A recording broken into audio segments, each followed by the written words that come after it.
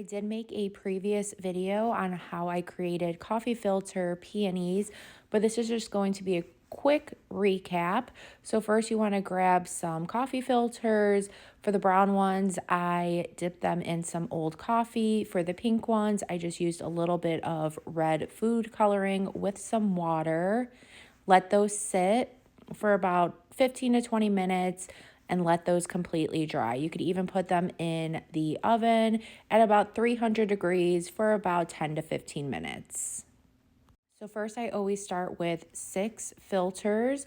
I fold that in half and then fold it in half again. And then it kind of creates a triangle. And then at the top of it, I am just making a scalloped cut. And then where the edges are, I just kind of cut a slit right down. I don't go all the way down.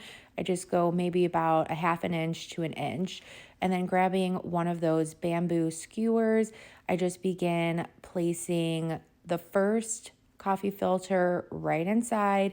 Make sure you dab some hot glue to make sure it stays in place. And then as you add more of the coffee filters on the skewer, just continue adding more hot glue until you have the last one on there. And then I chose to do big ones, small ones, and medium ones. And once you have those all complete, I then just started cutting down those skewers so that way these peonies will fit onto my wreath frame. So then I grabbed this foam wreath frame from Dollar Tree. Before actually gluing the peonies onto the wreath frame, I'm just placing them down first to make sure that I have a good visual of where I want them.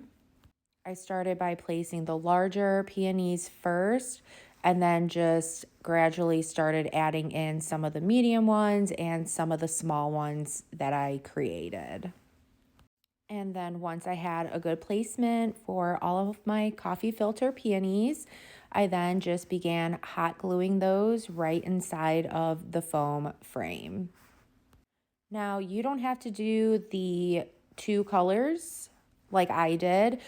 You could do just one individual color. You could do just the pink or the coffee filter stain. This is just what I decided to do, and I think it came out really adorable.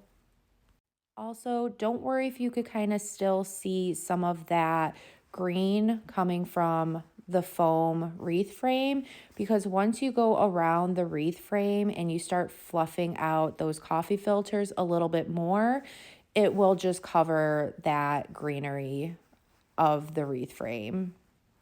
But there you go, guys. And to be able to hang this, all I did was just tie a piece of ribbon around the wreath frame itself. And then I just hung it on my wreath door hanger.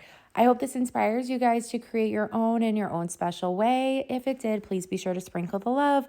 Thank you so, so much. And I hope y'all have a good rest of your day. Thanks. Bye.